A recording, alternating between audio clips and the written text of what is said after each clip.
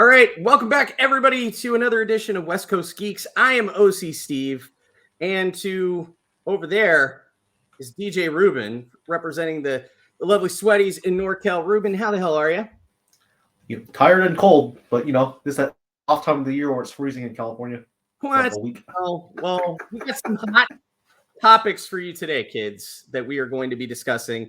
And yet again, it kind of gravitates about this whole DC universe, DC studios that we've been discussing over the last few weeks. And this time it relates to specifically Henry Cavill. Now, we heard a lot of statements. Obviously, we saw the cameo in Black Adam and him come back. And in October, he put out a statement on his Instagram saying he's going to be back as Superman.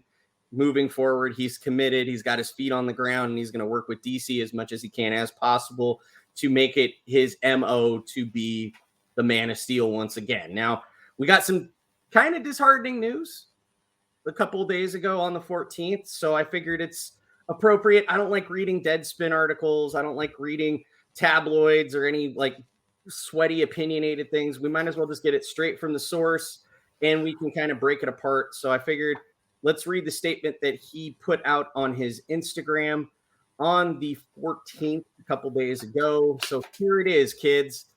I just had a meeting with James Gunn and Peter Safran, and it's sad news, everyone. I will, after all, not be returning as Superman. After being told by the studio to announce my return in October prior to their hire, this news isn't the easiest. But hey, that's life.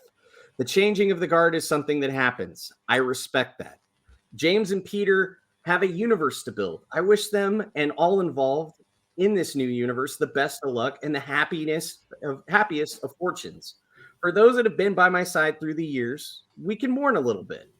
But then we must remember, Superman is still around. Everything he stands for still exists, and the examples he sets are still there. My turn in the cape has passed, but what Superman stands for will never will. It's been a fun ride with you all, onwards and upwards. So I think that that's a classy thing to say. You can't necessarily harbor any ill will. It's just one of these things in Hollywood. And if they're building a universe moving forward that they want to be on competition or better than with Marvel, you need to have somebody that's young enough to carry this franchise moving forward. That means that they kind of need to dip into Generation Z and find a younger actor that can portray Clark Kent and Superman respectively. So Henry Cavill's time in the cape is done, but he's moving elsewhere. So, I mean, how do you feel about that as a fellow geek yourself? It is kind of disappointing just because, Henry Cavill really didn't get that standalone Superman film. A lot of it was just mixed with either Batman or Justice League. But, it is a great opportunity for someone else to take up the mantle and go for it. As you and I both know, Marvel did a really good job of taking lesser-known actors and launching them. So I think this is a great opportunity for that to happen. And I just my 2 cents is whomever they tap to obviously wear the cape, I just hope that they bring the same level of passion that Henry Cavill did. I mean, this is a guy who didn't necessarily method act, but was thinking about the role, thinking about these little traits, these little bits that he wanted to bring to it so he could understand this kind of the small town, small farm background that Clark came from. So it was an easy mindset to be in when he was in Clark mode, which that's the difference between Batman and Superman, is that obviously Bruce Wayne is the mask, but it's Clark in the suit all the time. Right. It's just he can use his powers when he's Superman, but the same morals, the same ethos, the same drive that he has is still there. So I thought it was great that he would be like, okay, he lived in Kansas. So who would we follow naturally as a sports team? The Kansas City Chiefs. Naming his dog Cal, visiting those locations to see Americana and understand how he is a natural born grown hero of the Midwest and the Heartland. He really wanted to understand that, and I think he did. And then also his commitment to his physical fitness, being dedicated, putting his ass in the gym, doing the work, being yoked so they didn't have to augment the suit with muscles. He really wanted to pay homage to the Superman before him, and especially with Reeves' Superman that didn't have any muscles in his suit. So I think that he wanted to pay a tip of the hat and respect Christopher Reeve's Superman. He wanted to do the same in his own fashion. Obviously, I hope whoever they pick. I think the rumor mill right now is they're saying that it's Timothy Clement, the kid that's in Dune right now. That kid's got to put on 30 pounds of muscle, even if he wants to be a proto Superman. Like, I don't expect him to look like, John Cena or Henry Cavill or The Rock, like that physique, but he needs to be somewhere in between that it's believable that maybe down the road he would eventually develop into that physique of Superman. So the one that they're joking with, and this was a joke, so this is not a spoiler warning. I don't want to hear any hate. We're just having a little bit of a laugh because this was circling around the internets after Henry Cavill put this statement out, is somebody that we're familiar with in the Marvel Cinematic Universe. There you go, kids. The meme that made nerds and geeks alike lose their mind after the announcement of Henry Cavill. I think it would have only been funnier, but I don't think Henry wants anybody to have a heart attack with him posting this on his own Instagram himself. It's pretty funny. He's too small. Yeah, and it looks like he's got both doors going down the freeway open up. Tom Holland does have some big ears, man. Yeah. So that's funny. Yeah, so I mean, I understand where he's going from. Obviously, we found out more with kind of the in-between when he had that announcement, Henry Cavill, for the Superman thing, that he was leaving The Witcher, and Liam Hemsworth is taking on the role of Geralt of Rivia. So he's a guy that if it's not in service to the character, or he's trying to understand the character to represent it as best he can, he's going to finish his commitment and move along. And that's essentially what he did with The Witcher.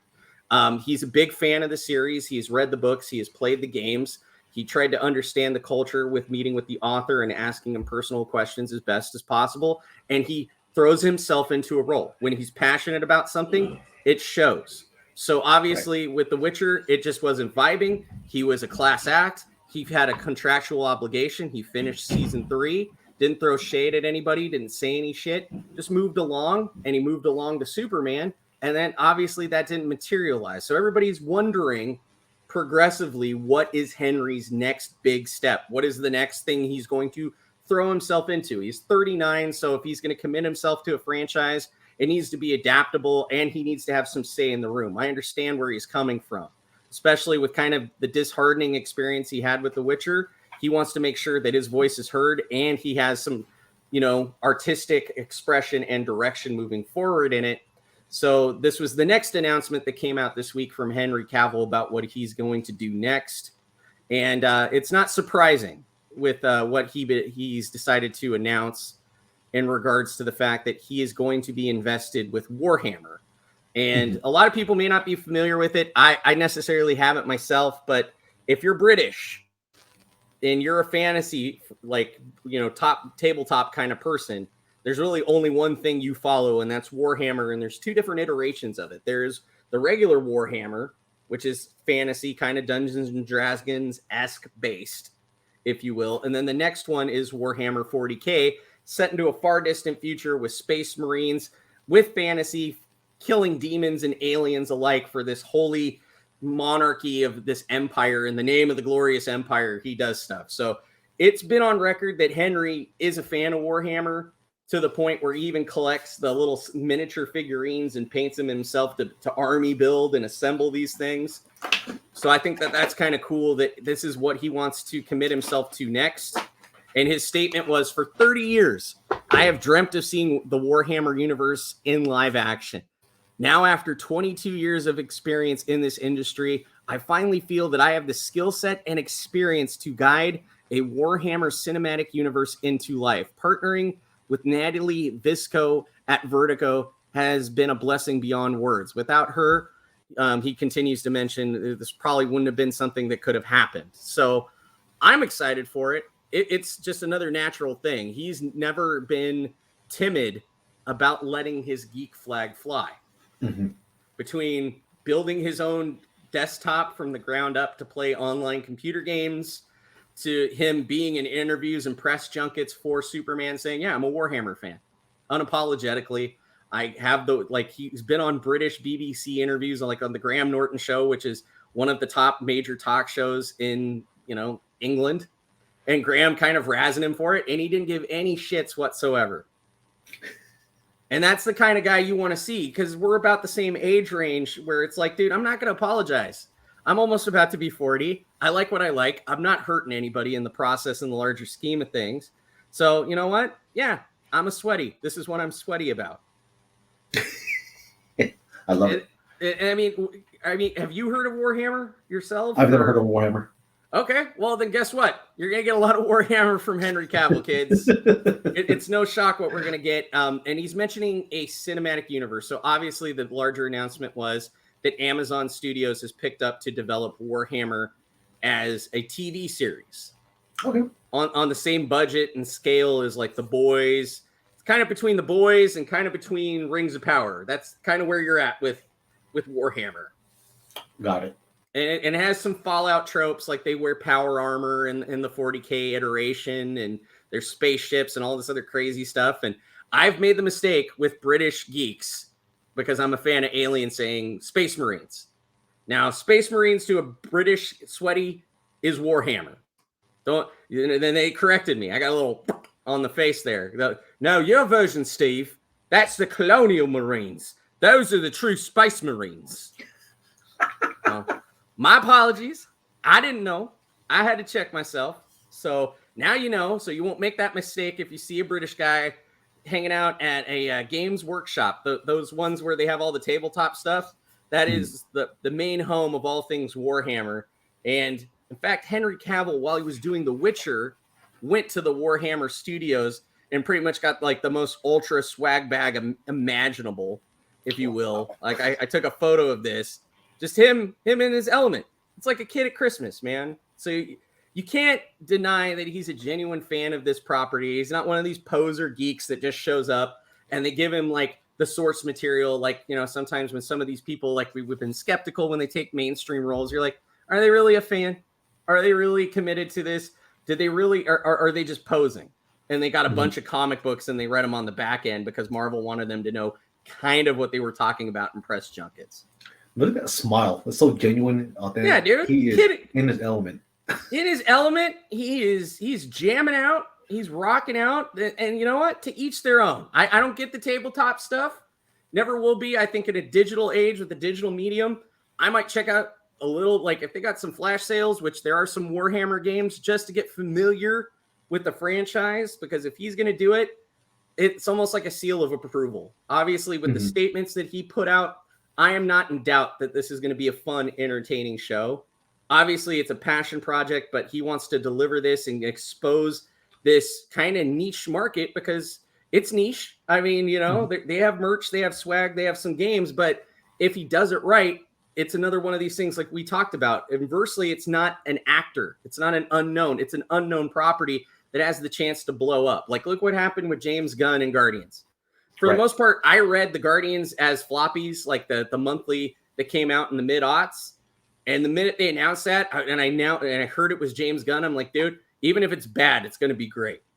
Because he'll keep to the source material. And for the fans, it's just going to be a fun, wild ride. If he's in charge of this, the sky's the limit where I at least look at it, because he is going to bring an air of sophistication, commitment to the role, commitment to creating this and building this world where he can finally put his money where his mouth is. And I know that he'll deliver in the end run. You know that he's going to be as true as possible to the source material. Like he's not going to veer off too wildly, because like he walked from The Witcher. So if he's willing to walk from The Witcher, you know he's going to put his all maximum effort in getting this off the ground and be true to the source material. And he's partnering with the right people.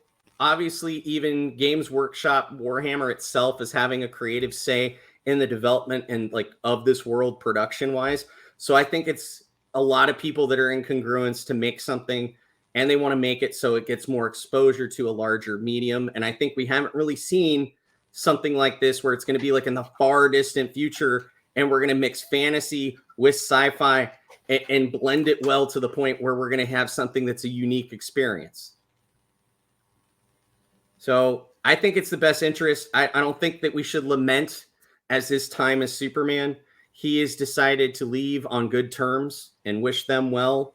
James Gunn and Peter Safran have to figure out who's going to be the next Superman that's going to be the flag bearer of DC Studios moving forward in the foreseeable future. So I think this is a lot of opportunity. This isn't something to sit here and be a pessimist about. This is something to be very optimistic about for the foreseeable future. We're going to find out sooner than later in the next few weeks what is the grand architectural plan that they have for DC Studios. And I mean, look at the visuals that Henry Cavill's already putting out for Warhammer. He's going to throw himself into this. We're going to have a fun ride. We're going to be here along the way. So if any little tidbits come along, you know that Ruben and me will be covering it. But let us know what you think in the comments below. We need some input. We need some conversation. We need you guys to get involved. We appreciate you checking in once a week when we do this. And we want to know what you want us to cover for the next foreseeable episodes or content in general, maybe that, you know, we can learn both, have our eyes open to. Obviously, this time it's Warhammer, but who knows what is going to come. So we appreciate you both. Ruben and myself appreciate you taking the time to tune in. Like, share, subscribe, share this with your friends, especially if you're on the West Coast, the best coast, because we have some of the best geeks around. We do the convention junket circuits. We let our geeks flags fly. So with it being the holidays next week, happy holidays to everybody here. I think that we'll be taking a break next week, but we'll be back at it in a couple weeks. Ruben, have a great Christmas. Merry Christmas, Steve. Thank you, sir. And for now, wherever you go, whatever you do, make sure to let your geek flag fly. Never compromise on being a sweaty, and we'll catch you on the next video. Keep it geeky, kids.